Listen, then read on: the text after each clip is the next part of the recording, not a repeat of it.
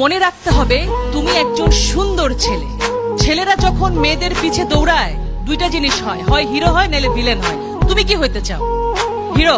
Villain হইতে চাইলে কি হবে জানো? পিছে পিছে দৌড়াবা, ওই যে পুলিশ এসপি সে ধরে নিয়ে আবার একটু পেদানি দিবে, মেয়েকেও পাবা না, মাইরও খাবা। ভাই ভালোই তো বাসছিলে, তুই কি দোষ করলা, তাই না? তার মানে দোষটা কোথায়? The way.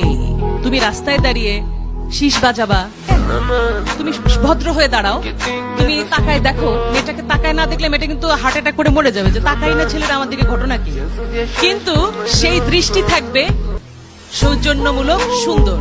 সুতরাং ছেলে এবং মেয়ে মিলে সুন্দর পৃথিবী গড়তে হলে তোমাদের জানতে হবে ছেলে অনেক ভালো, মেয়েরা অনেক ভালো। সুতরাং দুজন মিলে একটা সুন্দর পৃথিবী হবে।